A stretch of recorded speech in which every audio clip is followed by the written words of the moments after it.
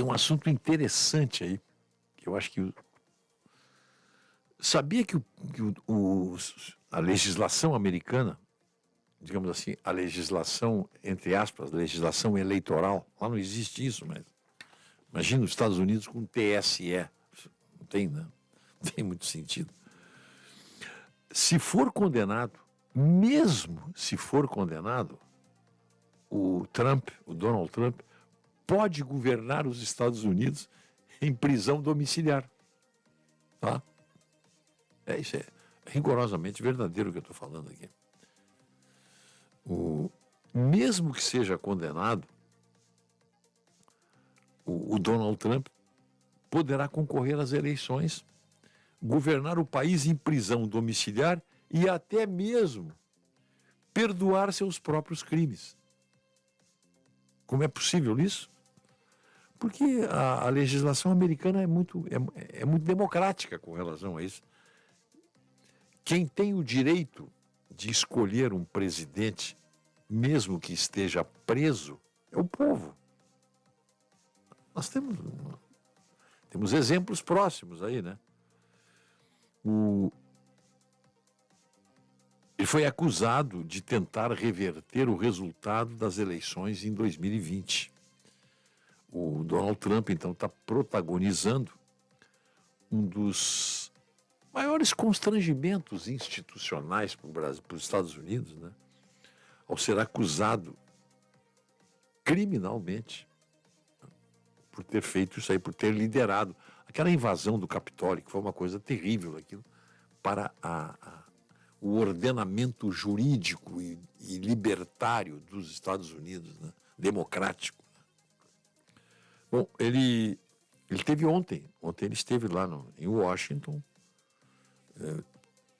e compareceu num tribunal para responder pelo menos por 4 crimes. Conspiração contra o país, conspiração para desrespeitar direitos civis, conspiração para tentar obstruir um procedimento oficial e obstrução de um procedimento oficial, o reconhecimento das eleições que deram a vitória ao Joe Biden. O presidente chegou lá na audiência, disse que era inocente, disse que não é culpado, falou para a juíza, ela já não sou culpado, tá? Como funciona? Como funciona o comportamento de qualquer americano que acha que precisa fazer justiça, enfim. Ele foi lá como cidadão. E ele falou para a juíza e pouco depois deixou o prédio lá da justiça, onde ele foi depor. E a juíza, que presidiu a sessão, aprovou as condições para a liberação dele, mas avisou que ele não deve cometer mais crimes. A próxima audiência do mesmo processo está marcada para o dia 28. E esse caso, segundo a imprensa americana, vai tramitar com mais rapidez. Eu estou fazendo essa introdução aqui para que os ouvintes participem aí conosco, né? No documento da acusação, o procurador Jack Smith acusa o Trump e cúmplices dele de promover mentiras sobre a votação daquele ano e por ter insistido com autoridades estaduais e federais para mudar os resultados das urnas e por arregimentar, isso é uma acusação, colégios eleitorais falsos para tentar tirar votos do Joe Biden. Bom, então, mas o interessante de todo esse volume de acusações aí que o Trump tem, e isso o tem mantido na mídia. E isso eleitoralmente para ele é bom. Mas o ano eleitoral americano é cheio de datas, isso aqui é importante. Tem primárias, tem cálculos, tem eventos dos partidos e tem debate. Então é um ano intenso, esse ano de 2023. E isso tudo acontece paralelamente aos julgamentos. E agora o interessante, as possíveis condenações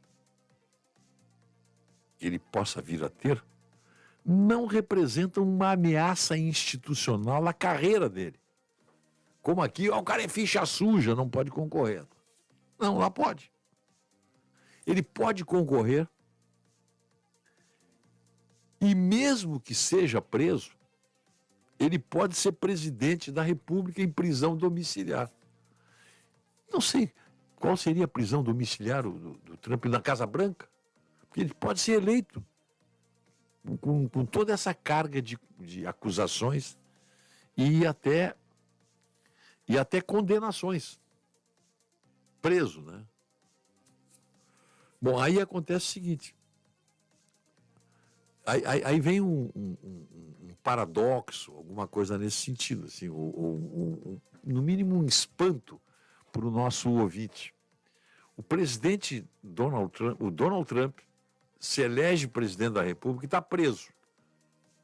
Aí ele vai administrar os Estados Unidos em prisão domiciliar até que ele, como presidente da República, com os poderes constitucionais que tem, ele pode perdoar qualquer pessoa de qualquer crime, inclusive ele mesmo. E essa é a democracia americana. Não dá para entender, né? Agora, se ele não for eleito presidente, ele pode simplesmente ir atrasando essa decisão com recursos, né? Até chegar à Suprema Corte. Pode ir aplicando aí recurso, né? E tenha mais chances de ser perdoado. E consta que a Suprema Corte americana tem nove juízes. Eles não falam em ministro lá, não gosto dessa palavra lá. Ministro nos Estados Unidos é um pastor. É aquele que ministra a lei de Deus. É pastor, ministro. Não existe a palavra, olha, o fulano aí é ministro da defesa, o doutor ali é ministro da economia. Não existe isso no regime americano. São secretários. Ministro é um negócio, é coisa meio para cucarátil, assim, coisa meio, o americano não gosta disso. Esse negócio de o ministro do meio ambiente, o ministro do Supremo Tribunal, para eles é um negócio cucarátil. Lá na Suprema Corte, quem está na Suprema Corte exerce a função, uma das mais lindas e mais nobres do serviço público, é ser juiz. Simplesmente o que ele é? Ele é juiz da Suprema Corte. Não tem nada mais nobre do que isso, né? Então não tem essa aí de ministro. Então lá na Suprema Corte, ele teria a maioria dos juízes conservadores. Isto é, ele teria no mínimo 5 juízes conservadores, o que garantiriam, em tese, a sua absolvição, se chegasse a ser condenado.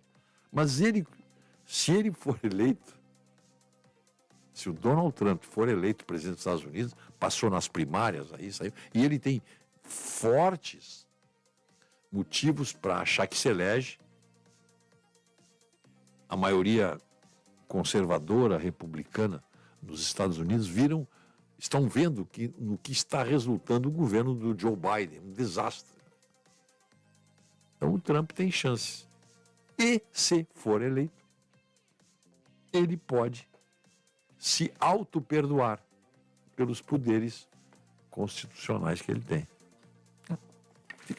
Queria apenas fazer esse registro aí, porque é interessante, né?